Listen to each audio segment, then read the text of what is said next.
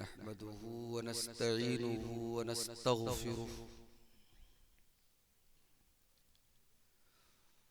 व नऊज़ु बिल्लाहि मिन शुरूरि अनफुसिना व मिन सय्यिआति अअमालिना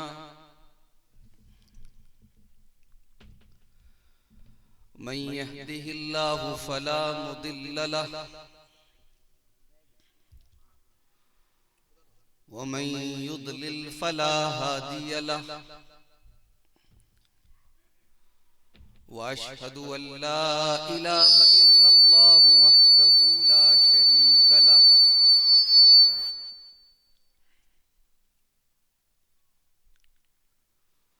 व अशहदु अन्न मुहम्मदन अब्दुहु व रसूलुहु या अय्युहल्लज़ीना आमनुत्तक़ुल्लाहा हक़्क़ तुक़ातिही व ला तमूतुन्न इल्ला व अंतुम मुस्लिमून।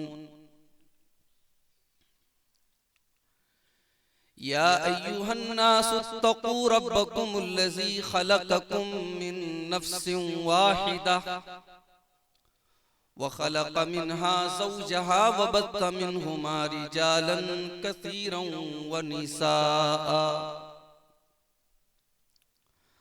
वत्तक़ुल्लाहल्लज़ी तसाअलून बिही वल अरहाम इन्नल्लाहा काना अलैकुम रक़ीबा।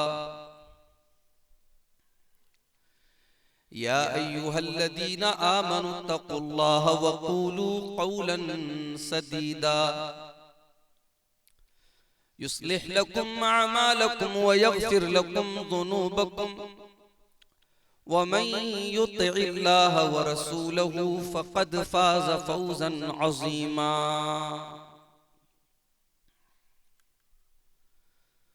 अम्मा बअद फ़इन्न ख़ैरल हदीस किताबुल्लाह व ख़ैरल हदी हदी मुहम्मदिन सल्लल्लाहु अलैहि वसल्लम व शर्रल उमूरि मुहदसातुहा व कुल्ल मुहदसतिन बिदअह व कुल्ल बिदअतिन ज़लालह व कुल्ल ज़लालतिन फिन्नार। अऊज़ु बिल्लाहि मिनश शैतानिर रजीम। बिस्मिल्लाहिर रहमानिर रहीम। इक़्तरब लिन्नासि हिसाबुहुम व हुम फ़ी ग़फ़लतिन मुअरिदून।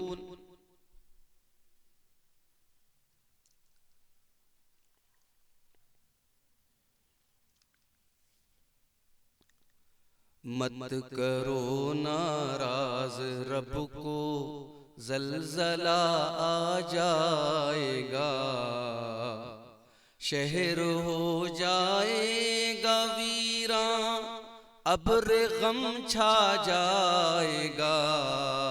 मत करो नाराज रब को ज़लज़ला आ जाएगा। क्यों बगावत कर रहे हो, छोड़ दो अब सरकशी। क्यों बगावत कर रहे हो, छोड़ दो अब सरकशी। वरना लर्ज़ेगी ज़मीं, मातम बपा हो जाएगा।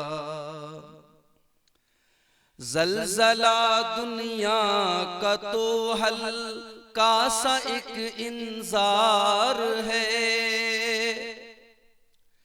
ज़लज़ला दुनिया का तो हल्का सा एक इंज़ार है। आखिरत का ज़लज़ला हर चीज़ को खा जाएगा। सूर में जब फूंक मारेंगे जनाबे इसराफील, सूर में जब फूंक मारेंगे जनाबे इसराफील, आँख पथराएगी दिल हुल्कूम में आ जाएगा। मत करो नाराज रब को ज़लज़ला आ जाएगा। ये ज़मीं फट जाएगी, आसमां बेनूर होगा।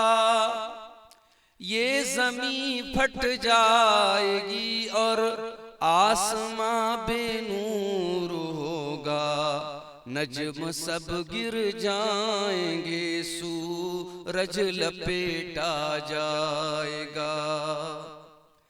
या इलाही अजमले आसी पे कर देना करम, या इलाही अजमले आसी पे कर देना करम। तेरी रहमत के बिना कोई न बख्शा जाएगा। मत करो नाराज रब को ज़लज़ला आ जाएगा। सदर मुहतरम, उलमाए किराम, मुहतरम बुजुर्गों, नौजवान साथियों, माओ और बहनों, प्यारे बच्चों, अपने इंतहाई अजीज दोस्त भी कह सकते हैं और हमसे उम्र में बड़े हैं तो हमारे बुजुर्ग भी हैं, शेख इनायतुल्लाह जौहर इस्लाही हफिज़हुल्लाह की दावत पर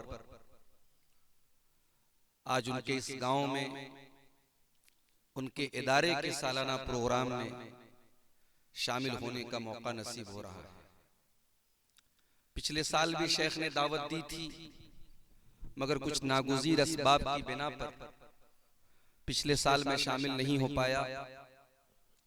और इस साल भी बहुत मुश्किलात थी और अभी मदरसे से हाजिरी देने के बाद 2:30 बजे के करीब मदरसे से निकलने के बाद मुसलसल तकरीबन 450 किलोमीटर का सफर तय करके 9.5 घंटे में आपके बीच में पहुंचा हूं। डायरेक्ट खाना खा करके स्टेज पर आया हूं और अभी फौरन तकरीर करके निकलना भी है, क्योंकि सुबह 8:30 बजे से फिर दोबारा क्लास ज्वाइन करना है। इतनी मुश्किल तरतीब थी सफर की। अगर शेख इनायतुल्लाह जौहर का मामला ना होता और शेख ने जैसा कि बताया कि कुछ लोग प्रोग्राम के ताल्लुक से गलत अफवाहें भी उड़ाने लगते हैं, कुछ हासिदीन भी होते हैं, कुछ मुखालिफीन भी होते हैं, और कभी ऐसा भी हो सकता है किसी मुकर्रिर के ना आने की कोई वजह हो, कोई मजबूरी हो, मगर ये कहना कि साहब इन्होंने झूठ नाम दे दिया झूठ मुठ में और बात नहीं की, किसी को बदनाम करने के लिए इस तरीके की बात करना ये बड़ी गलत बात है। लेकिन अफसोस की बात है कि अक्सर मकामात पर इस तरीके के मामलात आते हैं। अल्लाह हम सब के साथ रहम करम का मामला फरमाए। बड़ी खुशी की बात है, मुझसे पहले आपने इस इलाके के बुजुर्ग आलिम दीन शेख इरफान मदनी साहब का बहुत ही मुख्तसर खिताब समात किया, और उसके पहले जब मैं आया तो हमारे अजीज दोस्त शेख जमील अख्तर शफीक तहमी साहब, जिनको आम तौर से हम उनकी शायरी और उनकी निजामत के हवाले से जानते हैं, मगर अपने मखसूस अंदाज में शेख का खिताब चल रहा था और बड़ी स्पीड के साथ, बड़ी रवानी के साथ मौजूदा माहौल की बुराइयों पर शेख का खिताब चल रहा था। अल्लाह ताला हम सबको अपनी इस्लाह करने की तौफीक अता फरमाए। मेरे भाइयों, मैंने आपके सामने कुरान करीम के 17वें पारे की पहली आयत पढ़ी। इस आयत में अल्लाह ताला ने हमारी एक बहुत बड़ी बीमारी की तरफ इशारा किया। वो बीमारी आज हम सबको घेरे हुए। वो कौन सी बीमारी? आइए पहले इस आयत करीमा का तर्जुमा देखते हैं। कुरान का 17वां पारा, सूरह अंबिया, पहली आयत। इक़्तरब लिन्नास हिसाबुहुम वहुम फी गफलतिन मुरिदून। लोगों के हिसाब का टाइम करीब आ गया, लोगों के इम्तिहान का टाइम करीब आ गया। अब यहां हिसाब से क्या मुराद है? बाज़ उलमा ने इस आयत की तफसीर में लिखा कि हिसाब से मुराद कयामत, कयामत करीब आ गई। गोया कि अल्लाह के प्यारे नबी सल्लल्लाहु अलैहि वसल्लम के दुनिया में आने के बाद अब कयामत बहुत करीब है। अब दुनिया की उम्र का ज्यादातर हिस्सा गुजर चुका है, अब दुनिया की उम्र बहुत थोड़ी सी बची है। इसीलिए अल्लाह के नबी ने अपनी बेइज्जत को भी कयामत की एक निशानी करार दिया। आपने फरमाया वो इस तो अना वस्साअतु कहातैन, आपने दो उंगलियों से इशारा करके फरमाया कि मैं और कयामत इस तरीके से भेजे गए जैसे ये दोनों उंगलियां। तो यहां अल्लाह ताला हिसाब से मुराद कयामत को ले रहा है कि कयामत करीब आ गई। इक़्तरब लिन्नासि हिसाबुहुम, लोगों के हिसाब का टाइम करीब आ चुका है, कयामत करीब आ चुकी है। और एक इस आयत की तफसीर ये भी की गई कि मौत जो हर इंसान को आनी है, और मौत के बाद भी इंसान जब कब्र में जाएगा तो मुकम्मल तो नहीं लेकिन जुज़वी तौर पर पार्शियली कह सकते हैं हम, थोड़ा बहुत हिसाबो किताब तो कब्र में भी शुरू हो जाता है। कब्र में भी उससे सवाल और जवाब होता है, और कब्र में भी उसके साथ रहमत का या अजाब का मामला किया जाता है। तो बाज़ उलमा ने यहाँ हिसाब से मुराद मौत को लिया है। चाहे हम मौत को ले लें वो भी बहुत करीब है, चाहे हम कयामत को ले लें वो भी बहुत करीब है। इक़्तरब लिन्नासि हिसाबुहुम, लोगों के हिसाब का टाइम करीब आ चुका है। वहुम फी गफलतिन मुरिज़ून, लेकिन लोग फिर भी गफलत में पड़े हुए हैं। ये बहुत अफसोस की बात है। एक इंसान को मालूम है कि मेरा हिसाब करीब है, मेरा इम्तिहान करीब है, और इम्तिहान भी ऐसा इम्तिहान कि उस पर मेरी दुनिया और आखिरत की कामयाबी डिपेंड है, और फिर भी उसकी तैयारी नहीं करता, इंसान गाफिल है। ये बहुत अफसोस है, अल्लाह ने उस पर अफसोस किया। इक़्तरब लिन्नासि हिसाबुहुम वहुम फी गफलतिन मुरिदून, लोगों के हिसाब का टाइम करीब आ चुका है लेकिन लोग गफलत में पड़े हुए हैं और एराज कर रहे हैं, अपना मुंह मोड़ रहे हैं। समझाने वाला समझा रहा है, बताने वाला बता रहा है, उनकी मौत याद दिला रहा है, उनकी आखिरत याद दिला रहा है, मगर वो ध्यान देने को तैयार नहीं है। इसमें अल्लाह ताला ने हमारी बहुत बड़ी बीमारी के बारे में बताया, गफलत की बीमारी। गफलत का मतलब समझते हैं आप? कभी आप रोड पर चल रहे हो और बीच रोड पर एक आदमी दुनिया व माफिया से बेखबर होकर बीच रोड पे चल रहा हो और आप हॉर्न पर हॉर्न दे रहे हो और वो हट ना रहा हो, तो हम कहते हैं यार ये इंसान कितना बड़ा लापरवाह है, कितना बड़ा गाफिल है। इसको इस बात का भी एहसास नहीं कि एक्सीडेंट हो जाएगा, ये मर जाएगा।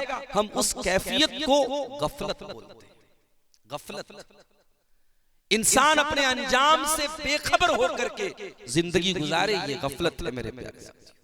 और आज माफ कीजिएगा हम सब इस बीमारी में मुब्तला हो चुके। और जो इंसान गफलत की बीमारी में मुब्तला हो जाए वो जानवर से भी बदतर है। आइए कुरान की एक आयत जरा देखते हैं। वलक़द ज़रअना लिजहन्नम कसीरम मिनल जिन्नि वल इंस लहुम क़ुलूबुन ला यफ़क़हून बिहा वलहुम आयुनुन ला युबसिरून बिहा वलहुम आज़ानुन ला यस्मऊन बिहा। हमने बहुत सारे जिन्नात को और बहुत सारे इंसानों को जहन्नम के लिए तैयार करके रखा है।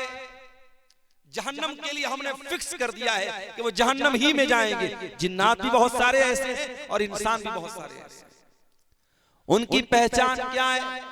फरमाया लहुम क़ुलूबुन ला यफ़क़हून बिहा, उनके पास दिल तो है, उनके पास दिल तो है, लेकिन वो उस दिल का इस्तेमाल नहीं करते, वो गौर नहीं करते, वो फिक्र नहीं करते, उनके अंदर सोचने समझने की सलाहियत नहीं है। दिल और दिमाग तो है मगर गौर नहीं करते। वलहुम आयुनुन ला युबसिरून बिहा, उनके पास आंखें तो हैं मगर वो देखते नहीं है। वलहुम आज़ानुन ला यस्मऊन बिहा, उनके पास कान तो है मगर वो सुनते नहीं है। क्या मतलब? बहरे हैं, अंधे नहीं, आंखें हैं मगर इबरत की निगाहें नहीं। आंखें हैं, सच्चाई को नहीं देखते, सही क्या है गलत क्या है इसको नहीं देखते। उनकी आंखें इसके सिलसिले में बंद हो जाती। कान है, सुनते हैं मगर हक बात बयान की जाए एक कान से सुन करके दूसरे कान से उड़ा देते। अल्लाह फरमाता है ऐसे लापरवाह लोग, ऐसे गाफिल लोग, ऐसे बेखबर लोग जिनके पास दिल और दिमाग तो है मगर इस्तेमाल नहीं करते, आंखें तो है मगर सच्चाई को नहीं देखते, कान तो है मगर हक बात को नहीं सुनते। फरमाया उलाइका कल अनआमि बल हुम अदल, ऐसे लोग तो जानवर हैं बल्कि जानवरों से भी ज्यादा बदतर हैं। उलाइका हुमुल गाफिलून, यही वो लोग हैं जो गाफिल हैं। गाफिल करार दिया अल्लाह ताला ने ऐसे लोगों को जो अल्लाह रब्बुल आलमीन के दीन के सिलसिले में अपने कान, अपनी आंख और अपने दिल और दिमाग का इस्तेमाल करें। मेरे प्यारे साथियों, आज जरा नौजवान नस्ल के ऊपर नजर उठा के देखो। आज हम सब इस गफलत की बीमारी में मुब्तला हैं। आज हमारा नौजवान अपनी जिंदगी का मकसद क्या बना के बैठा है? खाना है, कमाना, एंजॉय करना है। ना जिंदगी का कोई मोटो है, ना मकसद है, ना मिशन है। ऐ मुसलमान, अगर तेरी जिंदगी का मकसद सिर्फ खाना कमाना और एंजॉय करना है तो तेरी जिंदगी के बीच में और एक जानवर की जिंदगी में क्या फर्क है? तेरी जिंदगी में और एक मुशरिक की और एक काफिर की जिंदगी में क्या फर्क है? माफ करना, अपनी शहवतों को पूरा करना तो जानवर को भी आता है, अपने खाने का इंतजाम करना तो जानवर को भी आता है। एक हैवान भी अपना पेट पाल लेता है। ऐ इंसान, तू अपनी शर्मगाह की और अपने जिस्म के तकाजे ही पूरे करने के लिए नहीं आया है। तेरी जिंदगी का मकसद बहुत आला है, तेरी जिंदगी का मकसद बहुत बुलंद है। क्या है तेरी जिंदगी का मकसद? अल्लाह कुरान में कहता है वमा खलक़तुल जिन्न वल इंसा इल्ला लियअबुदून, मेरे बंदो मैंने जिन्नात और इंसान को अपनी इबादत के लिए पैदा किया है। मैंने इसलिए पैदा किया है ताकि इंसान मेरी तौहीद पर आ जाए, मेरी इबादत करे, मुझको राजी करे, ऐसा काम करे जिससे मैं खुश हो जाऊं। ये है हमारी जिंदगी का मकसद। हमारी जिंदगी का मकसद क्या है? अल्लाह को राजी करना है। यही वजह है कुरान कहता है कुल इन्ना सलाती व नुसुकी व महयाय व ममाती लिल्लाहि रब्बिल आलमीन। ऐ नबी आप फरमा दीजिए मेरी नमाज अल्लाह ताला के लिए, मेरी कुर्बानी अल्लाह ताला के लिए, मेरा जीना अल्लाह ताला के लिए, मेरा मरना अल्लाह ताला के लिए, मेरी जिंदगी का मकसद तेरे दीन की सरफराजी, मैं इसीलिए मुसलमान, मैं इसीलिए नमाजी। ये हमारी जिंदगी का मकसद है। और ये मकसद जब इंसान इसको अपना ले तो दुनिया की परवाह नहीं करता। दुनिया क्या कर रही है, दुनिया क्या कह रही, नहीं, मेरा रब किस में खुश है, मेरा रब किस में राजी है, इंसान इस बात की परवाह करता है। इसीलिए अल्लाह के प्यारे नबी फरमाते हैं मनिल तमसा रिदल्लाहि बिसखतिन नासी कफाहुल्लाहु मऊनतन नास, जो अल्लाह को राजी करने के लिए लोगों को नाराज कर दे, लोग नाराज होते हैं, परवाह न करे, अल्लाह को राजी करे, तो ऐसे इंसान के लिए अल्लाह ताला काफी हो जाएगा। अल्लाह उसे लोगों का मोहताज नहीं बनाएगा, लोगों के दर का भिखारी नहीं बनाएगा। वमनिल तमसा रिदन नासी बिसखतिल्लाह, और जो लोगों को राजी करके अल्लाह को नाराज करेगा, जो अल्लाह को नाराज करके लोगों को खुश करने की कोशिश करेगा, वकलहुल्लाहु इलन्नास, अल्लाह ताला उसे लोगों के हवाले कर देगा। लोग आपसे कभी खुश नहीं हो सकते, नहीं, जितने भी आप नेक बन जाएं, लोग आपसे कब खुश होंगे? जब आप मरेंगे और लोग आपकी कब्र पे मिट्टी देने आएंगे, तब कहेंगे यार ये आदमी अच्छा था। लोगों को खुश करने के चक्कर में न पड़ो मेरे प्यारे साथियों, अपनी जिंदगी के मकसद को पहचानो। ये जिंदगी बहुत बहुत कीमती है मेरे भाई। हमारे दीन में खुदकुशी क्यों हराम है? हमारे दीन में सुसाइड क्यों हराम है? अभी उत्तर प्रदेश के डुमरियागंज के एक मदरसे के तालिबे इल्म की खबर आई, उसने खुदकुशी कर ली। यतीम बच्चा था, कुछ उसको स्कूल में टॉर्चर किया गया, उसको कुछ टीचरों ने या कुछ इंतजामिया की तरफ से कुछ टॉर्चर किया गया, फीस वगैरह को लेके, गरीब बच्चा था, यतीम बच्चा था, वो बेचारा खुदकुशी कर लेता है। आज मुसलमान जब खुदकुशी करता है कलेजा फट जाता है मेरे साथ। हमारे दीन में बहुत बड़ा क्राइम है, बहुत बड़ा गुनाह है। आप खुदकुशी नहीं कर सकते, आप सुसाइड नहीं कर सकते। ये जिंदगी हमारी नहीं है, ये अल्लाह की अमानत है मेरे प्यारे साथी। इसीलिए इस्लाम कहता है वला तक़तुलू अनफुसकुम इन्नल्लाहा कान बिकुम रहीमा। अपने आप को कत्ल न करो, कोई ऐसा काम न करो जिससे तुम्हारी जान खतरे में पड़ जाए। वला तुल्कू बिअयदीकुम इला तहलुका, अपने आप को हलाकत में न डालो। इसीलिए सिगरेट पीना, गुटखा खाना, किसी भी तरीके का नशा करना इस्लाम में हराम है। इसलिए भी हराम है क्योंकि उसके अंदर नशा है, और इसलिए भी हराम है क्योंकि वो आपके शरीर को नष्ट कर रहा है, बर्बाद कर रहा है। हर वो चीज जो आपके शरीर को नष्ट करे, आपकी सेहत के साथ खिलवाड़ करे, पूछने की जरूरत नहीं है, वो हराम है इस्लाम के अंदर। जो चीज आपके जिस्म के लिए मुजिर है वो इस्लाम के अंदर हराम है। ये जिंदगी अल्लाह की अमानत है मेरे प्यारे साथी। अल्लाह इम्तिहान के तौर पे दुनिया में अल्लाह ने हमको भेजा है। कुरान का 29वां पारा उठाइए, अल्लाह फरमाता है अल्लज़ी खलक़ल मौत वल हयात लियब्लुवकुम अय्युकुम अहसनु अमला। अल्लाह ने मौत को पैदा किया, अल्लाह ने जिंदगी को पैदा किया। क्यों पैदा किया? ताकि वो तुम्हारा इम्तिहान ले। लियब्लुवकुम, वो तुम्हारा इम्तिहान लेना चाहता है। अय्युकुम अहसनु अमला, कि तुम में कौन अच्छा अमल करता है, कौन ज्यादा अमल करता है। नहीं कहा कौन अच्छा अमल करता है। अल्लाह ताला के यहाँ क्वांटिटी नहीं, अल्लाह ताला के यहाँ क्वालिटी देखी जाएगी। आपका अमल कितना है ये अल्लाह ताला का मैटर नहीं करता, आपका अमल कैसा है ये मैटर करता अल्लाह ताला के। अभी 15 शाबान की रात गुजरी, इसी शाबान के महीने में, अब तो रमजान दस्तक दे रहा है, 15 शाबान की रात को शबे बारात मनाई जाती है। कितने मुसलमान 15 शाबान की रात रात पर इबादत करते हैं, कब्रिस्तान जाके दुआएं करते हैं, कुरान पढ़ते हैं, और उस अगले दिन रोजा रखते हैं, बहुत सारी इबादतें करते हैं। इबादत तो हो रही है, क्वांटिटी तो बहुत है, क्वालिटी नहीं है। जो इबादत नबी ने नहीं की, जो इबादत सहाबा ने नहीं की, मेरे प्यारे साथियों, वो इबादत बिदअत की कैटेगरी में आती है। और नबी ने फरमाया व कुल्लु बिदअतिन ज़लाला, हर बिदअत गुमराही। तो जिंदगी के मकसद को पहचानो मेरे भाई। आज सारे के सारे लोग चेहरे पर मेहनत कर रहे हैं। लड़कियों को देखो अपने मेकअप पर कितना खर्च कर रही हैं। अब तो बिहार के बाज़ इलाकों में प्रोग्राम के लिए मैं गया तो देखता हूं नकाब के ऊपर भी लड़कियां लाइट लगा रही हैं, नकाब के ऊपर भी लाइट लगी है। अब भाई जब नकाब के ऊपर तुम लाइट लगा रहे हो तो क्या मतलब है इसका? नकाब का तो मकसद है छुपाना अपने आप को। अब तुम नकाब के ऊपर लाइट लगा रही हो तो अपने आप को और नुमाया कर रही हो, क्या मतलब है? नकाब को भी आज हम लोगों ने एक फैशन बना दिया है। अल्लाह माफ करे हमारी बहनों को, आज अपने शरीर पर, अपने चेहरे पर कितनी मेहनत हो रही है। आज मेकअप आइटम खरीदने पर शौहरों की आमदनी का एक बड़ा हिस्सा उनकी बीवियों के मेकअप पर खर्च हो रहा है। आज हमारे नौजवान चेहरे के लिए कितनी मेहनत कर रहे हैं, बालों के लिए कितनी मेहनत कर रहे हैं। किस तरीके से लोग हमको हैंडसम मान ले, खूबसूरत मान ले, स्मार्ट मान ले।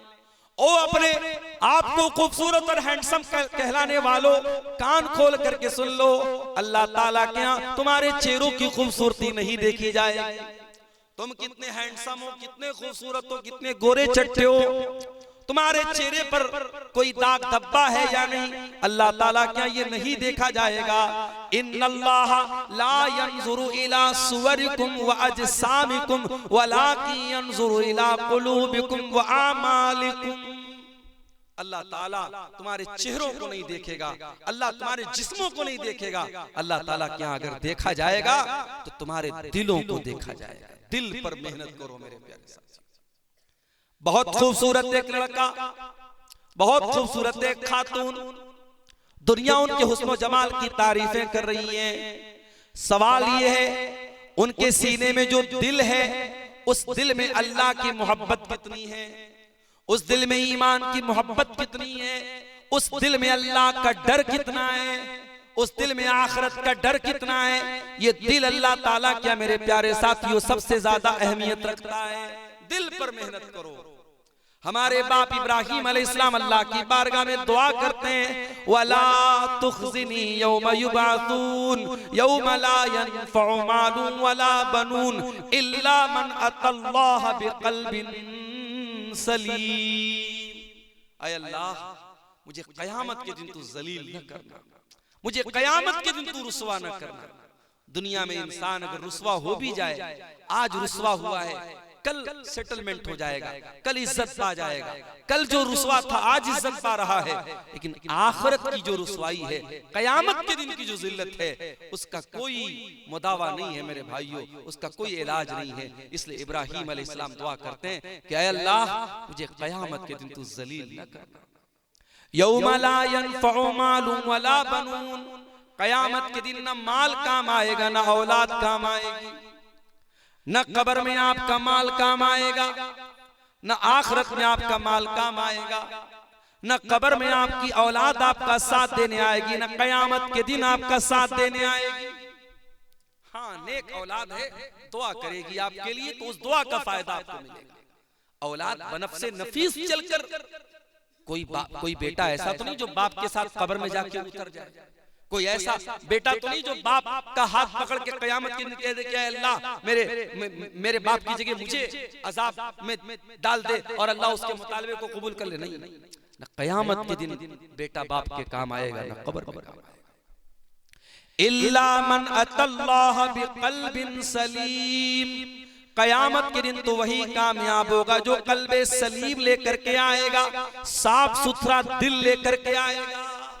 दिल पर मेहनत करो मेरे भाइयों, ये दिल हमारा बहुत कठोर होता चला जा रहा है। जलसों में कोई कमी नहीं है, यूट्यूब पर बयानात की कोई कमी नहीं है, उलमा की तकारीर की कमी नहीं है, इतना सब कुछ हम सुनते हैं, रात रात भर जलसे और प्रोग्राम हो रहे हैं, मगर क्या बात है कि समाज में बुराइयां बढ़ती चली जा रही हैं। क्या बात है कि समाज के अंदर गंदगियां कम नहीं हो रही हैं। वजह यह है कि आज हमारे दिल कठोर हो चुके हैं। अल्लाह ने कुरान में यहूदियों से कहा था, सुम्मा क़सत क़ुलूबुकुम मिन बादि ज़ालिका फ़हिय कल हिजारति औ अशद्दु क़स्वा।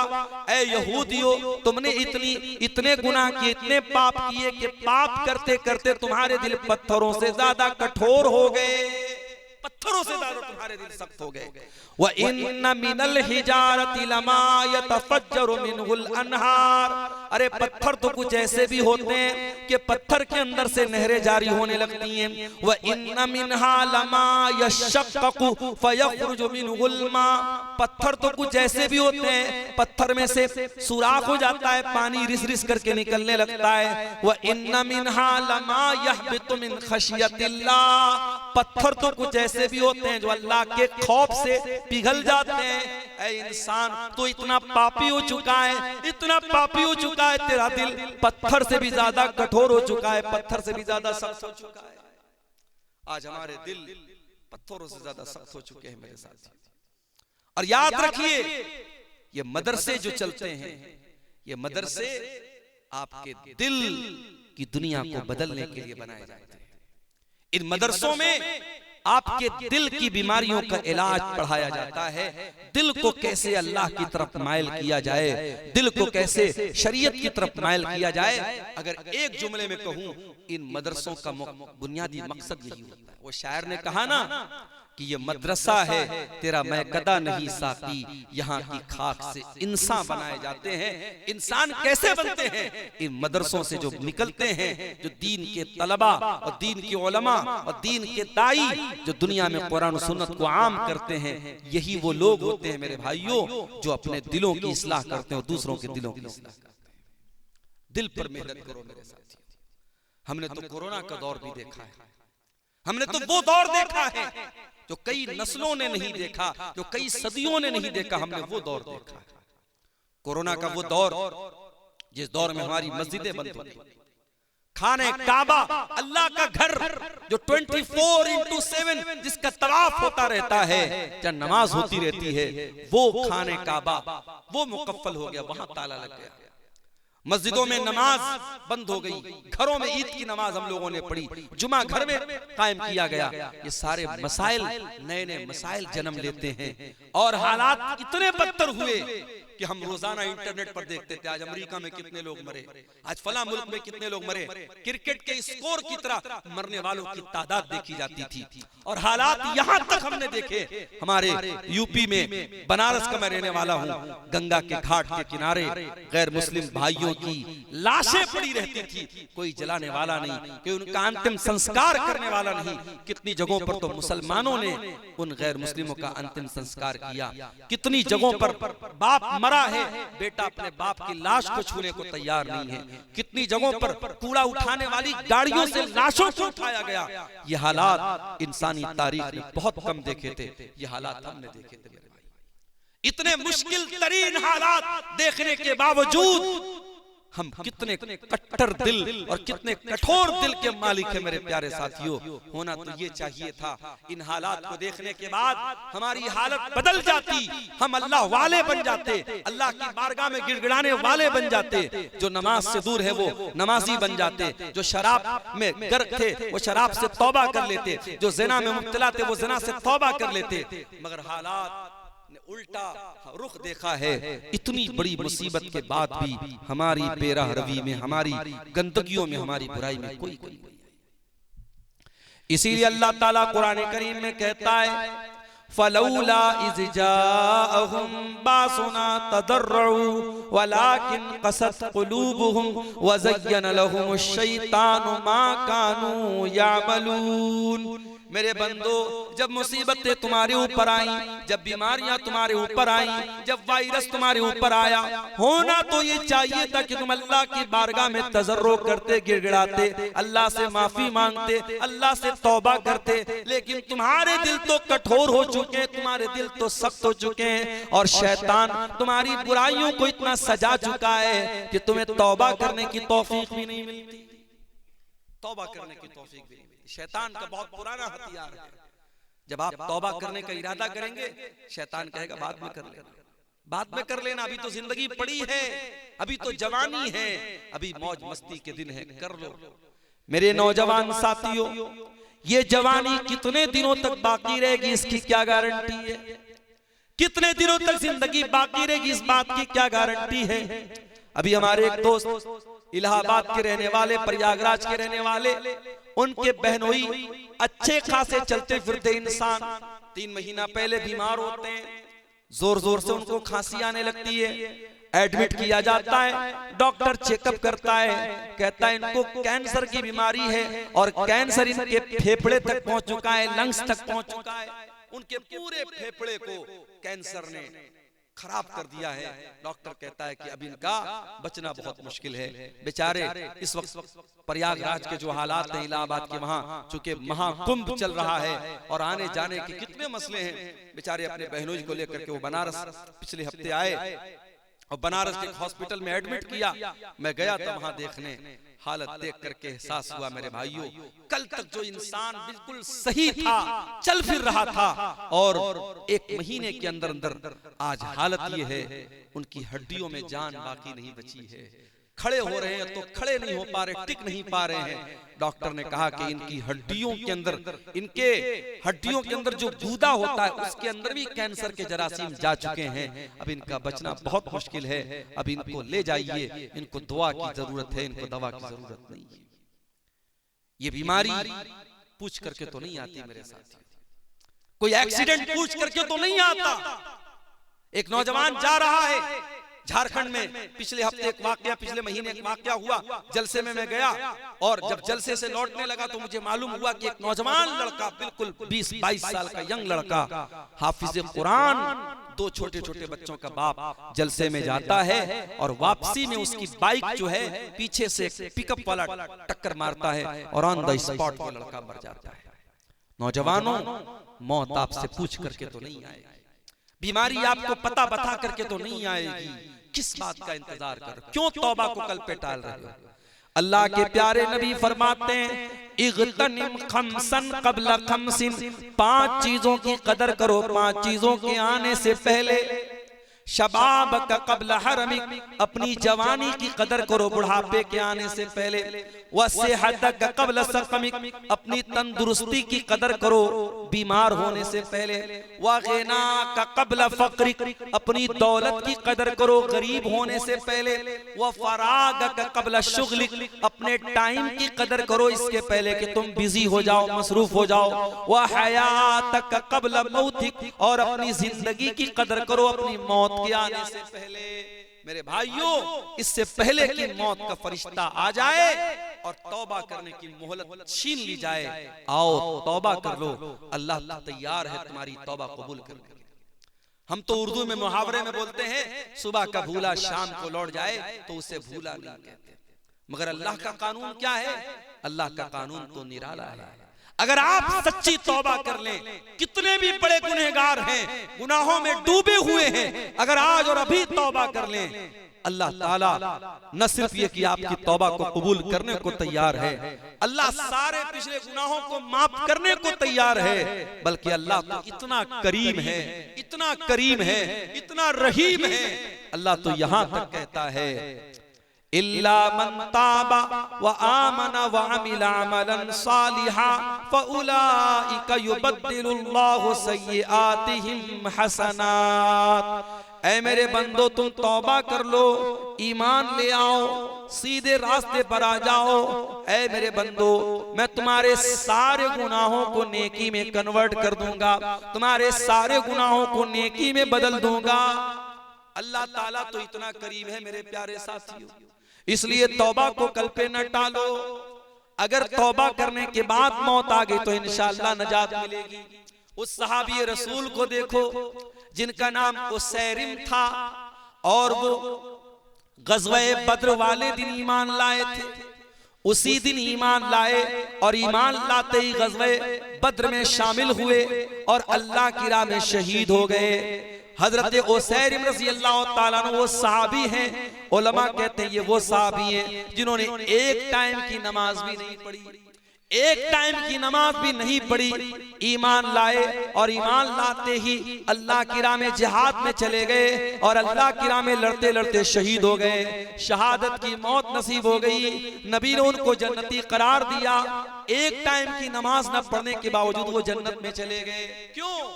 क्योंकि जिंदगी ने उनको मोहलत नहीं दी नमाज पढ़ने की, ईमान लाए और अल्लाह की राह में शहीद हो गए। मेरे प्यारे साथियों, तौबा को कल पर न टालो। कल किसने देखा है? हजरत यूसुफ अलैहिस्सलाम के भाइयों को देखो, जब उन्होंने अपने भाई को कत्ल करने की प्लानिंग की तो उनके दिमाग में भी शैतान ने यही वसवसा डाला कि आज ये गुनाह कर लो, कल तौबा कर लेंगे। कुरान कहता है भाइयों ने आपस में मीटिंग की और कहा उक़्तुलू यूसुफा अवितरहूहु अर्दन यख्लु लकुम वजहु अबीकुम व तकूनू मिन बादिही कौमन सालिहीन। यूसुफ को कत्ल कर दो, यूसुफ को कहीं छोड़ दो, दूर छोड़ दो, ताकि यूसुफ न रहे और तुम्हारा बाप सिर्फ तुमसे मोहब्बत करे। और कहते हैं आपस में कि बाद में हम लोग नेक बन जाएंगे, बाद में तौबा कर लेंगे। माफ करना मेरे प्यारे साथियों, तौबा को कल पे टालना ये भी शैतान की बहुत बड़ी चाल है। और तौबा को क्यों टालता है इंसान? क्योंकि दिल उसका कठोर हो चुका है। इस दिल पर मेहनत करो मेरे प्यारे साथियों। हमारा दिल तो इतना कठोर हो चुका है, नौजवानों का मोबाइल लेकर चेक किया जाए, उनके यूट्यूब की प्लेलिस्ट में जाके देखा जाए, उन्होंने कितनी देर अपना टाइम कुरान को सुनने में गुजारा, कितना टाइम उन्होंने उलमा के बयानात को सुनने में गुजारा, और कितना टाइम उन्होंने फिल्मी नाच गानों में गुजारा, कितना टाइम उन्होंने कॉमेडी देखने में गुजारा, कितना टाइम उन्होंने फेसबुक की रील्स देखने में गुजारा। आज फजूल और लायानी चीजें देखने में हमारा नौजवान अपना कितना टाइम वेस्ट कर रहा है। मेरे प्यारे नौजवान साथियों, अगर आपके दिल को म्यूजिक से सुकून मिल रहा है, गाने से सुकून मिल रहा है, अगर आपको फेसबुक की बेहुदा रील से और इंस्टाग्राम के गंदे वीडियो से मजा आ रहा है, इसका मतलब ये हुआ कि आपका दिल मुर्दा हो चुका है। क्योंकि कुरान कहता है अला बिज़िक्रिल्लाहि तत्मइन्नुल कुलूब, ओ लोगों, अल्लाह ताला के जिक्र से ईमान वालों के दिल को सुकून मिलता है। जिस दिल में ईमान होगा उस दिल को अल्लाह ताला के जिक्र से और कुरान से सुकून मिलेगा। आज भी मैं दावे के साथ आपसे कहता हूं, अरबी आपकी जबान नहीं है, आप बिहार के दरभंगा के इलाके के रहने वाले, आपकी अपनी एक मखसूस जबान है, अरबी आपको नहीं आती होगी, फिर भी अगर आप किसी अच्छे कारी की आवाज में अगर कुरान करीम को आप मोबाइल पर चला करके उसकी तिलावत को सुने, ईयरफोन कानों में लगा लें, हेडफोन कानों में लगा लें, दावे के साथ करता हूं मेरे भाइयों कि वो कुरान आपके दिल के तारों को छेड़ेगा, वो कुरान आपके दिल पर अपील करेगा। ये कुरान की खासियत है मेरे प्यारे साथियों।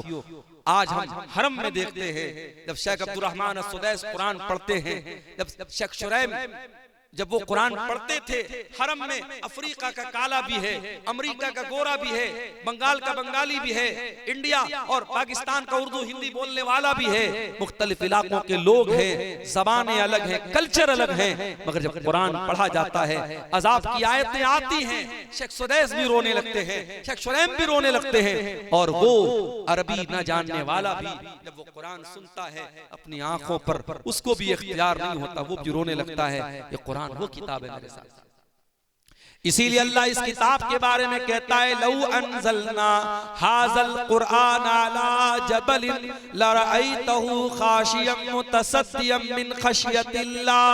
अगर इस कुरान को हमने किसी पहाड़ के ऊपर भी उतारा होता तो पहाड़ भी अल्लाह के खौफ से रेजा रेजा हो जाता। ऐ इंसानों, तुम्हारे दिल तो बड़े कमजोर, बड़े नाजुक हैं, गोश्त पोस्ट के बने हुए मामूली से दिल हैं। कुरान किसी पहाड़ पे उतरता तो पहाड़ भी चूर चूर हो जाता। तुम्हारे दिल की क्या हैसियत है? तो कुरान से अपना ताल्लुक जोड़ो मेरे प्यारे साथियों। कुरान आपके दिल को मोम बनाएगा, कुरान आपके दिल को नरम बनाएगा। मेरी प्यारी माओ बहनों, अफसोस की बात है आज आप भी कुरान से बहुत दूर हैं।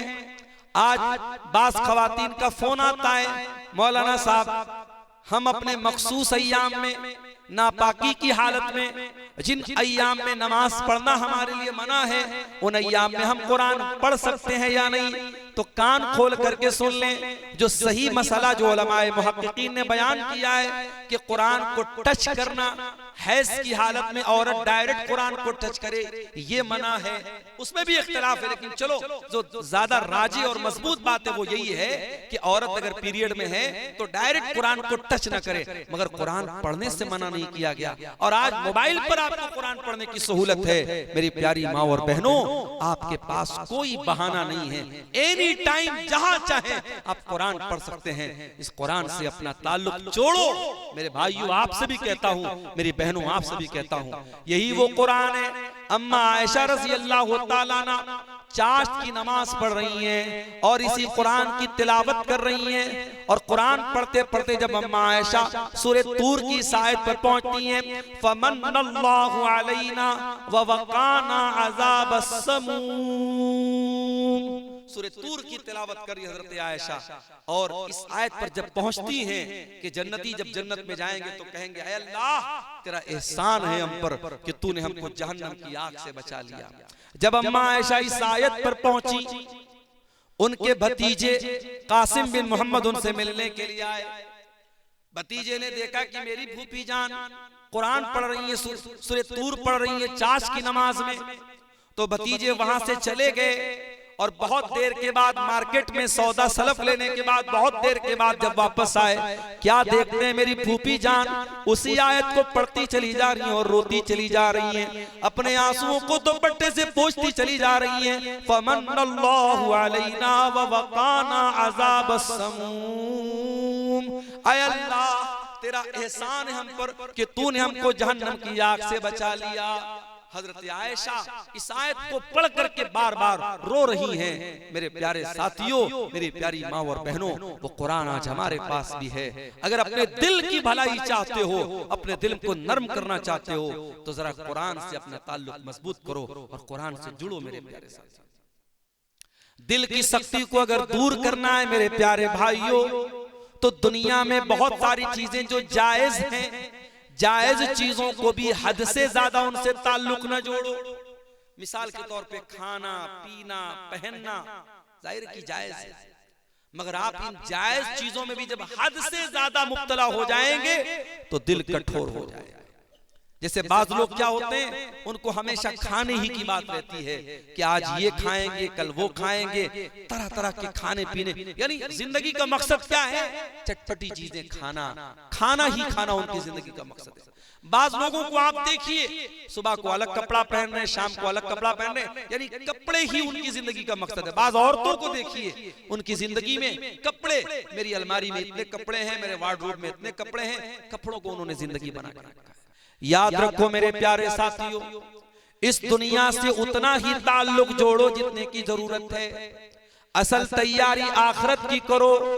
दुनिया में अच्छा खाओ अच्छा पहनो, मना नहीं है, मगर दुनिया को सब कुछ अगर समझ करके बैठ गए तो कुरान की वार्निंग भी सुन लो, बल तू तेरूनल हयात दुनिया वल आखिरतु खैरुन व अबका। मेरे बंदो, तुम दुनिया की जिंदगी को तरजीह देते हो, दुनिया की जिंदगी को प्रायोरिटी देते हो, सब कुछ समझते हो, जबकि आखिरत की जिंदगी ज्यादा बेहतर और ज्यादा बाकी रहने वाली है। ये कौन सी अक्लमंदी है कि इस 40 साल की 50 साल की जिंदगी के लिए इतनी मेहनत हम करते हैं और उस परमानेंट जिंदगी के लिए हम कोई मेहनत नहीं करते। मैंने अपनी आंखों से देखा है लोगों को जिनको अपने सोने की चूड़ियों पर बड़ा नाज था, वो औरतें जब मर गई उनकी चूड़ियां किसी और के हाथों में चली गई। जिनको अपने बैंक बैलेंस पर बड़ा नाज था, अपनी दौलत पर बड़ा नाज था, अपनी सरकारी नौकरी पर बड़ा नाज था, आज दुनिया से चले गए। उनके बच्चे कहीं चले गए, उनकी बीवी कहीं चली गई, उनकी प्रॉपर्टी पर कोई और काबिज हो गया। मेरे प्यारे साथियों, ये दुनिया है, ये दुनिया है। वमल हयातुद दुनिया इल्ला मताउल गुरूर, ये धोखे का सामान है, ये धोखे का सामान है। बड़ी बेवफा है ये दुनिया। इस दुनिया ने आज तक किसी के साथ वफा नहीं की है। अब्दुर्रहमान इब्ने औफ को देखो, कौन है अब्दुर्रहमान इब्ने औफ? नबी के बड़े जलीलुल कद्र सहाबी हैं। नबी के उन 10 सहाबा में शामिल है जिनको अल्लाह के नबी ने जन्नत की खुशखबरी सुनाई है। रमजान का महीना है, दस्तरखान लगा हुआ है, अब्दुर्रहमान बिन औफ इफ्तार करने के लिए बैठे हुए हैं। अचानक उनको जंग उहद का एक मंजर याद आ जाता है। जंग उहद में अल्लाह के नबी के एक सहाबी जिनका नाम मुसअब बिन उमैर था, वो शहीद हो जाते हैं। मुसअब बिन उमैर लंबे तड़ंगे बदन के मालिक थे। जब कफनाया जाने लगा तो कफन की चादर छोटी पड़ गई। उनके सर को ढांपा जाता था तो पैर खुल जाता था, पैर को ढांपा जाता था तो सर खुल जाता था। बड़ी मुश्किल से उनके सर को ढांपा गया और पैर के ऊपर इज़खिर घास को डाल करके उनको कब्र में डाला गया। अब्दुर्रहमान इब्ने औफ कहते हैं, ओ लोगो, मुसअब बिन उमैर अल्लाह के नबी के इतने जलीलुल कद्र सहाबी थे और इस हालत में उनको दफन किया गया कि उनको कफन की चादर तक नसीब न हुई। ये वो लोग थे जिन्होंने दुनिया में नेकी की और आखिरत में उसका बदला पाएंगे, और एक हम लोग हैं कि जो अपनी नेकी का मजा दुनिया में पा रहे, दुनिया में खा रहे हैं। इतना कहकर के अब्दुर्रहमान इब्ने औफ रोने लगे और दस्तरखान छोड़ करके चले गए। एक चीज अपने मुंह में न डाली, दुनिया की सारी नेमतें उनके लिए हकीर बन गई। मेरे भाई, सारी नेमतें सामने हैं, मगर जब अपनी आखिरत को याद किया, अपने अंजाम को याद किया, अब्दुर्रहमान इब्ने औफ ने दस्तरखान से एक भी सामान नहीं उठाया और बगैर खाए चले। तो खाओ पियो, लेकिन एक हद तक मेरे प्यारे साथियों दुनिया से एक हद तक अपना ताल्लुक जोड़ो। इसीलिए कुरान कहता है, वब्तगी फीमा आताकल्लाहु दारल आखिरा वला तंस नसीबक मिनद दुनिया। दुनिया में आखिरत की तैयारी करो और दुनिया को सब कुछ न समझो। दुनिया में जो तुम्हारा हक है, जो हिस्सा है, उसको मत भूलो, लेकिन दुनिया में आखिरत की तैयारी करो। तो दिल की सख्ती को अगर दूर करना है तो ये काम हमें करना पड़ेगा कि हम दुनिया से बस जरूरत भर ताल्लुक रखें, दुनियादार न बने, दुनिया परस्त न बने। दिल की सख्ती को अगर दूर करना है तो एक और काम करना पड़ेगा, बहुत ज्यादा हंसी मजाक करना, बहुत ज्यादा चुटकुलेबाजी करना, लतीफे सुनना सुनाना, इससे भी परहेज करना चाहिए। अल्लाह के प्यारे नबी फरमाते हैं, वला तुक्सिरि ज़िहका फ़इन्न कसरतज़ ज़िक्रि तुमीतुल क़ल्बा। बहुत ज्यादा हंसी मजाक न किया करो, बहुत ज्यादा हंसी मजाक करने से दिल मुर्दा हो जाता है, बाज़ लोगों को आप देखिए उनका एक मिजाज होता है, उनको जब देखो तब हंसी मजाक और चुटकुलेबाजी उनकी जिंदगी का मकसद होता है। माफ करना मेरे प्यारे साथियों, हंसी मजाक की भी एक सीमा होती है। अगर आप जिंदगी को लेकर के सीरियस नहीं है, अपने अंजाम को लेकर के सीरियस नहीं है, इसका मतलब कि आपका दिल मुर्दा हो रहा है। नबी ने फरमाया कि ज्यादा हंसने से दिल मुर्दा हो जाता है। अगर इस दिल की सख्ती को दूर करना है, एक और काम हमको करना पड़ेगा, और वो काम ये है कि कसरत से अल्लाह ताला का जिक्र करें, अल्लाह को कसरत से याद करें। जितना ज्यादा अल्लाह को याद करेंगे उतना दिल के अंदर नरमी पैदा होगी। इमाम हसन बसरी के पास एक आदमी आया, उसने कहा इमाम साहब मेरा दिल बड़ा सख्त महसूस होता है, मैं क्या करूं?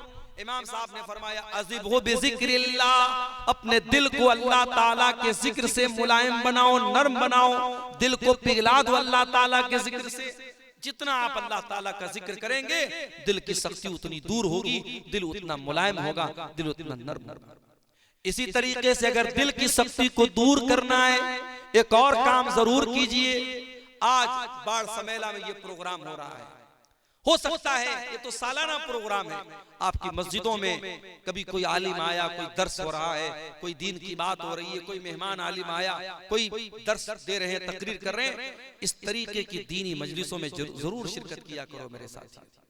कोई आलिम अगर आपके मोहल्ले की, आपकी गांव की मस्जिद में आता है और आपको दीन की बातें सुनाता है, नसीहत करता है, इस तरीके की इल्मी मजालिस में जरूर शिरकत किया करो। कुरान कहता है वज़क्किर फ़इन्न ज़िक्रा तनफ़उल मुमिनीन, ऐ नबी आप नसीहत सुनाइए, नसीहत मोमिनों को फायदा पहुंचाती है। इमाम अहमद इब्न हंबल रहमतुल्लाह अलैह बहुत बड़े इमाम थे, उनको 3 बादशाहों ने कोड़े मरवाए थे, उनके पीठ पर जल्लादों ने कोड़े मारे थे, इतने कोड़े मारे गए थे उनको कि लिखने वालों ने लिखा हाथी को मारा जाता तो हाथी पागल हो जाता। और क्यों कोड़े खाए थे इमाम अहमद इब्न हंबल ने? कोई चोरी की थी उन्होंने, नऊज़ुबिल्लाह, कोई गलत काम किया था? नहीं, एक अकीदे का मसला था, अकीदे का मसला था। उस जमाने में फितना पैदा हुआ कि कुरान अल्लाह का कलाम नहीं है, कुरान अल्लाह की मखलूक है। इमाम अहमद इब्न हंबल ने डंके की चोट पर कहा कि नहीं, कुरान अल्लाह का कलाम है और यही अकीदा नबी ने हमको दिया है, यही अकीदा सहाबा ने हमको दिया है, हम इसी अकीदे पर कायम रहेंगे। अगर इसके खिलाफ कोई अकीदा है हम उसको नहीं मानेंगे। इस अकीदे की बुनियाद पर इमाम अहमद इब्न हंबल को 3 बादशाहों के दौर में, 3 खुलफा के दौर में कोड़े मारे। इमाम अहमद इब्न हंबल जब जेल जा रहे थे, उनके हाथों और पैरों में जंजीरें जकड़ी जा रही थी, तो इमाम अहमद इब्न हंबल कहते हैं कि एक आराबी, एक देहाती, उस मौके पर उसकी नजर मेरे ऊपर पड़ी। उसने देखा कि इमाम अहमद इब्न हंबल सही अकीदे के लिए और कुरान और हदीस के दिफा के लिए जेल जा रहे हैं और उनके हाथ और पैरों में जंजीरें हैं। उसने कहा या अहमद यक़्तुल कल हक़्क़ु मुत्ता शहीदा व इन इश्त हमीदा। ऐ अहमद इब्न हंबल, सच्चाई के रास्ते में तुम जेल में जा रहे हो, हक रास्ते में तुम जेल में जा रहे हो। अगर इस सच्चाई के रास्ते में, हक के रास्ते में अगर आपको मौत आ जाए तो ऐ अहमद इब्न हंबल आप शहादत की मौत आपको आएगी, शहीद हो जाएंगे आप। और अगर जिंदा रहेंगे, अगर आप बच गए तो दुनिया तारीफ करेगी कि अहमद इब्न हंबल अल्लाह की तौहीद के लिए जेल में गया था। ऐ अहमद इब्न हंबल आपके दोनों हाथ में लड्डू है, मर गए तो शहादत की मौत होगी, बच गए तो लोग आपकी तारीफ करेंगे। अहमद इब्न हंबल कहते जब मैं जेल में गया और जल्लादों ने मेरी पीठ पर कोड़े बरसाए और मेरे हाथों में जब जंजीरें पहनाई गई तो मुझे उस जल्लाद की बात, उस आराबी की बात याद आई, उस देहाती की बात याद आई। फ़क़विय क़ल्बी, और उसकी बातों को याद करके मेरा दिल मजबूत हो गया।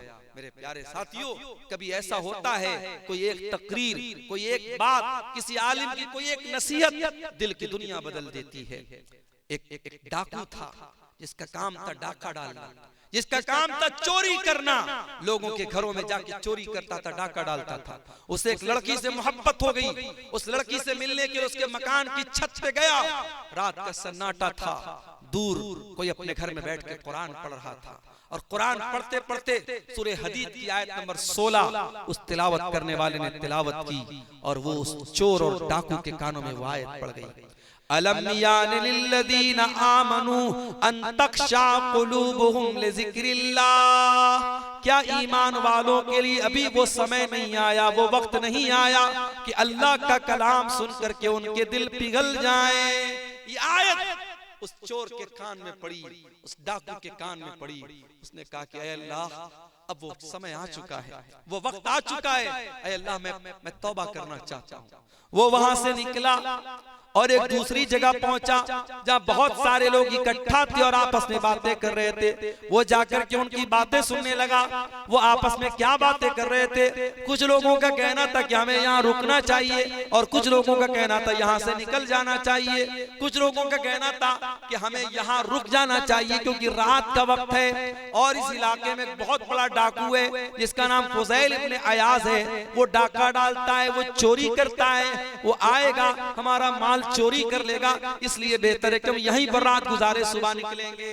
वो चोर, वो डाकू जिसका नाम फुज़ैल इब्न अयाज़ था, उसने कहा कि ऐ अल्लाह, तेरे बंदे मुझसे डरते हैं, ऐ अल्लाह मुझसे डरते हैं और मेरी वजह से अपना सफर कैंसिल कर रहे हैं, मेरी वजह से यहाँ रात में आराम कर रहे हैं, इस डर से नहीं जा रहे कि उनका माल न चोरी हो जाए। ऐ अल्लाह, मैं सच्ची तौबा करता हूँ, मैं वादा करता हूँ कि अब सारी जिंदगी तेरे घर में गुजार दूंगा, खाने काबा के पास गुजार दूंगा।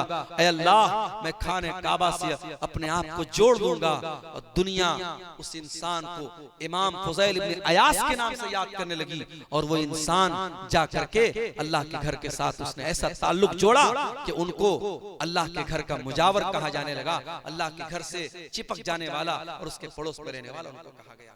तो मेरे साथियों, तौबा करो, तौबा करो और इस तरीके की दीनी मजलिसों से फायदा उठाओ।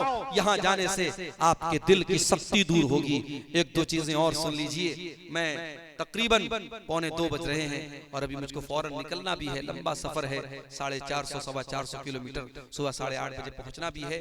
एक दो बातें और सुन लीजिए, बात हम खत्म करेंगे। हमारे ड्राइवर साहब की गाड़ी को रेडी कर चुके हैं।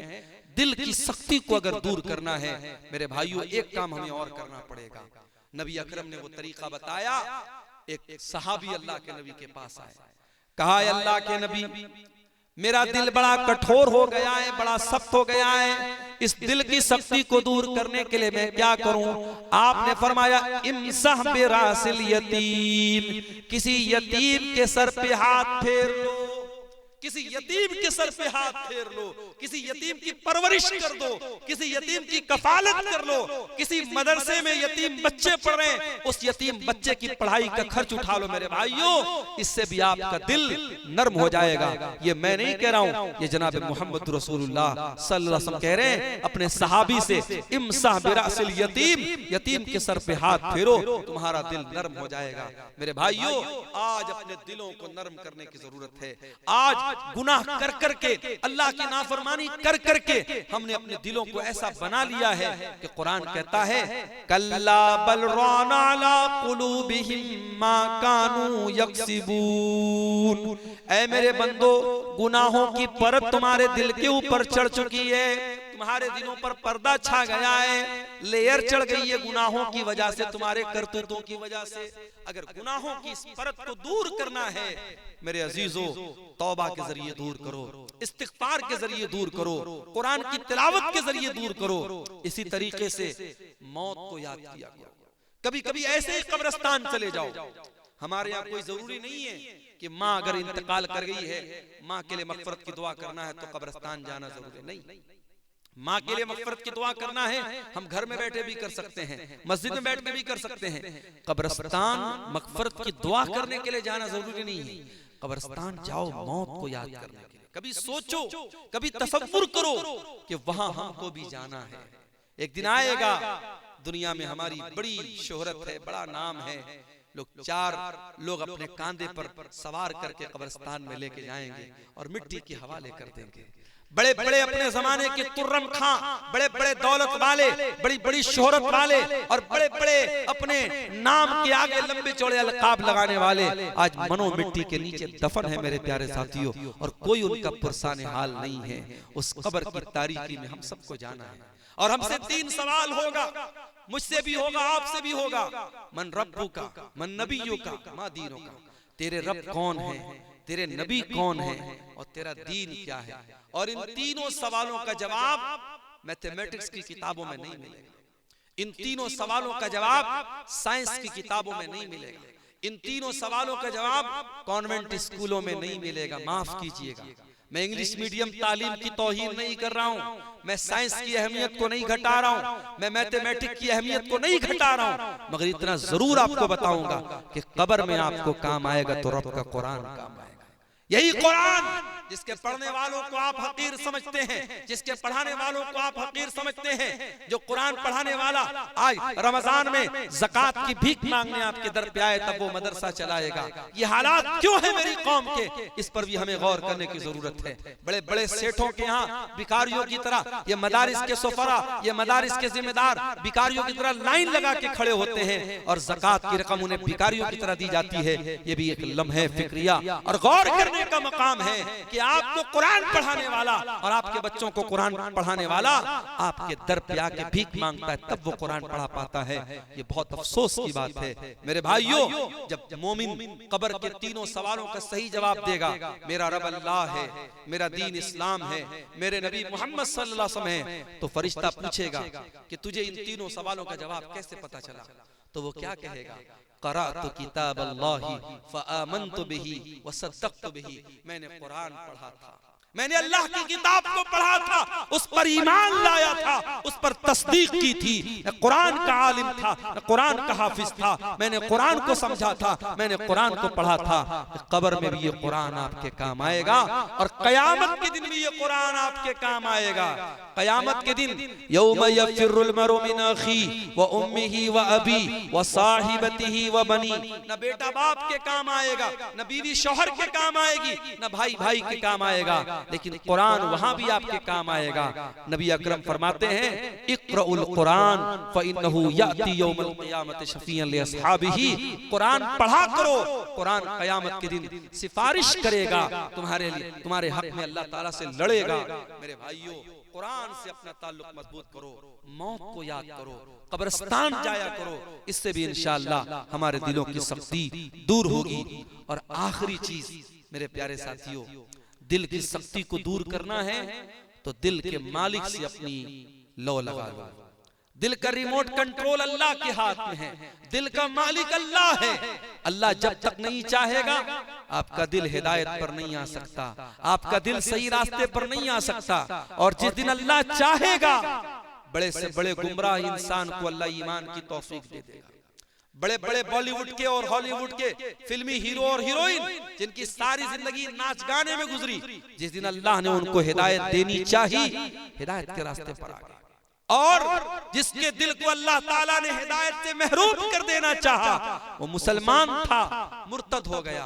कोई अपने आप को कल तक मुसलमान कहता था, आज काफिर हो गया, मुशरिक हो गया और आज दूसरों के दर पे जाके सर झुकाने लगा। इसलिए दिल के मालिक से अपना ताल्लुक जोड़ो। और एक दुआ सिखा रहा हूं, और ये दुआ हमारे प्यारे नबी जनाब मोहम्मद रसूलुल्लाह सल्लल्लाहु अलैहि वसल्लम कसरत से पढ़ा करते थे। या मुक़ल्लिबल क़ुलूब सब्बित क़ल्बी अला दीनिक। ऐ दिलों के पलटने वाले, मेरे दिल को अपने दीन पर साबित कदम कर दे, मेरे दिल को अपने दीन पर जमा दे। ये दुआ कसरत से पढ़ा करो, इंशाअल्लाह ये जो है आपको ये दुआ काम देगी। ये सवालात ढेर सारे सवालात आए, इतना टाइम भी नहीं है, जल्दी जल्दी जवाब दे देते हैं। क्या तरावी की नमाज पढ़ाने के लिए मुकम्मल कुरान हिफ्ज करना जरूरी है? जरूरी नहीं है, बेहतर तो है कि मुकम्मल कुरान का हाफिज हो ताकि मुकम्मल कुरान पढ़े। क्योंकि अल्लाह के प्यारे नबी हर रमजान में हजरत जिब्रील को पूरा कुरान सुनाते थे। उसी से उलमा ने यह मसला मुस्तंबत किया है कि तरावी में भी पूरा कुरान पढ़ाया जाए तो बेहतर है, अफजल है, लेकिन जरूरी नहीं है। क्या औरतें तरावी की नमाज मस्जिद में मर्दों के साथ पढ़ सकती हैं? बिल्कुल पढ़ सकती हैं। जैसे जुमा की नमाज पढ़ सकती हैं, जैसे पंज वक्ता नमाज पढ़ सकती हैं। अगर उनके लिए सेपरेट इंतजाम है, पर्दे के साथ वो आ रही हैं और कोई ऐसा काम नहीं कर रही जो गैर शरई है, जो शरीयत के रूल एंड रेगुलेशन के खिलाफ है, तो तरावी की नमाज भी पढ़ सकती हैं। हैज और निफास वाली औरत फर्ज रोजा की कज़ा कब पूरी करेगी? अगले रमजान के पहले पहले करेगी। मान लीजिए कि किसी औरत के पीरियड की वजह से 5-6 रोजे छूट गए, तो उसको चाहिए कि अगले साल का रमजान आने के पहले पहले बीच में कभी भी उसको पूरा कर ले। और निफास में जो रोजे छूटते हैं तो उसमें हो सकता है कि लंबा पीरियड चला जाए, ज्यादा रोजे छूट जाए, तो उनको भी कोशिश करे एज सुन एज पॉसिबल, जितना जल्दी मुमकिन है उसकी कज़ा करें। लड़का और लड़की कब बालिग होते हैं और कितने साल की उम्र में उन पर रोजा फर्ज है? उम्र की कोई कैद नहीं है। लड़कियों को जब पीरियड आने लगे वो बालिग हो जाती हैं, और लड़कों को जब दाढ़ी मूछ के बाल आ जाए या शर्मगाह के बाल आ जाए तो वो बालिग हो जाते हैं। अब ऐसा अगर 12 साल की उम्र में भी हो जाए तो बालिग माना जाएगा। और बालिग अगर हैं तो उनके ऊपर नमाज भी फर्ज है, उनके ऊपर रोजा भी फर्ज है। वल्लाहु आलम। तरावी की नमाज कितनी रकात है? 8 या 20? जो अल्लाह के रसूल की सुन्नत है, आपसे साबित है, 8 रकात तरावी है। आप 8 के साथ 3 रकात वित्र पढ़े, यानी 8 + 3 11 रकात। ये अल्लाह के नबी से साबित है और उस पर बहुत सारी दलीलें मौजूद हैं, अल्लाह के रसूल की अहादीस मौजूद है। क्या मुर्दे की तरफ से इफ्तार करा सकते हैं? मुर्दे की तरफ से आम सदका खैरात करने का जिक्र मिलता है। इफ्तार का मेरे इल्म में कोई ऐसा खास सबूत नहीं है जिसमें मुर्दे की तरफ से अल्लाह के रसूल के दौर में या सहाबा के दौर में इफ्तार कराया गया। बाज़ उलमा ने ये लिखा है कि इफ्तार भी एक तरीके का इताम है। मिस्कीनों को जिस तरीके से हम खाना खिलाते हैं, तो इफ्तार में भी हम लोगों को खाना खिलाते हैं, तो मैयत की तरफ से भी हम करा सकते हैं। लेकिन बहरहाल बेहतर ये है कि आप खुद अपनी तरफ से इफ्तार कराएं। अगर आप अपनी तरफ से इफ्तार करा रहे हैं रोजेदारों को, और आप ये चाहते हैं कि आपके बाप को फायदा मिले, आपके बाप जिनका इंतकाल हो चुका है, तो ये बात याद रखिए कि औलाद के हर नेक अमल का सवाब ऑटोमेटिक बाप को मिलता है। तो चूंकि खास इस अमल का रोजेदार को इफ्तार कराने का मुर्दे की तरफ से कोई सबूत मेरे इल्म में नहीं है, और उलमा मौजूद हैं, अगर कोई दलील हो तो सामने लाई जा सकती है। मेरे इल्म में ऐसी कोई दलील नहीं है, इसलिए इससे परहेज करना चाहिए। इफ्तार मुर्दे की तरफ से नहीं कराना चाहिए। हाँ, आप गरीबों को खाना खिला सकते हैं, सदका खैरात कर सकते हैं, उसका सबूत बहरहाल मिलता है। ईद की नमाज के लिए क्या औरतें इमामत कर सकती हैं? ईद की नमाज के लिए अल्लाह के रसूल के दौर में जो तरीका था कि आप सरसम पढ़ाते थे ईद की नमाज, और पीछे मर्द भी पढ़ते थे, औरतें भी पढ़ती थी। सहाबा के दौर में भी ऐसा ही होता था। इसलिए औरतों की अलग से इमामत औरत कराए ये मुनासिब नहीं है। आप इंतजाम करें और मर्दों ही की जमात में जो है औरतों का इंतजाम हो और मर्द इमामत कराए, तो यही ज्यादा बेहतर और सही तरीका है। सदक़े फित्र कब देना सही है और उसकी शक्ल क्या है? सदक़े फित्र जो है वो आपको ईद की नमाज के पहले पहले देना है। आप 1-2 दिन पहले भी दे दें, कोई हर्ज की बात नहीं है, लेकिन ईद की नमाज के पहले पहले दे देना है। बेहतर ये है कि आप 1 दिन पहले दे दें, 1 दिन पहले दे दो, 2 दिन पहले दे दें। और उसकी शक्ल ये है कि आपकी का जो अनाज है, जैसे मिसाल के तौर पे हम लोग चावल खाते हैं और गेहूं का आटा खाते हैं, तो आप गेहूं भी दे सकते हैं, चावल भी दे सकते हैं, गेहूं का आटा भी दे सकते हैं। और हर फैमिली के एक मेंबर की तरफ से 2.5 किलो, एक सा जो तकरीबन 2.5 किलो बनता है, तो 2.5 किलो के हिसाब से आप जोड़ लें और उतना अनाज दे दें। अब एक सवाल ये कि क्या हम कीमत दे सकते हैं? तो बाज़ उलमा ने कहा कि कीमत नहीं दे सकते। अनाज का जिक्र हदीस में मिलता, हमें अनाज ही देना चाहिए। कीमत देंगे तो कीमत अदा नहीं होगी। लेकिन जो सही बात और माकूल बात लगती है, मजबूत बात जो मालूम होती है, वो ये कि अनाज का देना अफजल है। लेकिन अगर कहीं किसी इलाके में अनाज देने में उस फकीर की, उस गरीब का नुकसान हो रहा है, या उसकी मसलहत अनाज न देने में है, तो उसको कैश भी दिया जा सकता है। क्योंकि अल्लाह के रसूल के दौर में अनाज भी एक तरीके की करेंसी थी। लोग सामान खरीदते बेचते थे, अनाज देकर खरीदते बेचते थे, कपड़ा लेते थे, अनाज दे के लेते थे। आज हम बहुत सारे इलाकों में देखते हैं कि गरीब को अनाज दिया जाता है और वो अनाज जाकर के दुकानदार को औने पौने बेचता है और फिर उससे पैसा हासिल करता है। तो इसीलिए बहुत सारे उलमा का कहना है कि जब वो नुकसान खुद कर रहा है तो उससे बेहतर है कि हम उसको कैश रकम दे दें। लेकिन बहरहाल तमाम दलाल को सामने रख करके जो बात ज्यादा मजबूत नजर आती है वो ये कि अनाज ही दिया जाए। अनाज देने में कोई मसला हो, कोई मुश्किल हो, तब पैसा दिया जाए। बाज लोगों ने पैसे ही को आसान समझ के उसको रिवाज बना लिया, वो भी ठीक नहीं। जो एक सुन्नत से जो चीज साबित है, अनाज दिया जाए तो अनाज का ही एहतमाम करना चाहिए। वल्लाहु आलम बिस्सवाब। ये चंद सवालात थे जिनका जवाब जल्दी जल्दी में हमने आपके सामने दिया। हमारे बुजुर्ग आलिम दीन मौलाना इरफान मदनी साहब मौजूद हैं, अगर हमसे कहीं इन जवाबात में खता हुई होगी तो वो इसकी तस्दीक करेंगे। मैं वक्त खत्म हो रहा है। अल्लाह ताला हम सबको अपनी इस्लाह की तौफीक अता फरमाए। अल्लाह हम सबको सच्ची तौबा की तौफीक अता फरमाए। रब्बुल आलमीन हमें अपने दिलों को की सख्ती को दूर करने की तौफीक अता फरमाए। रब्बुल आलमीन हमें अपने दिलों पर तवज्जो देने की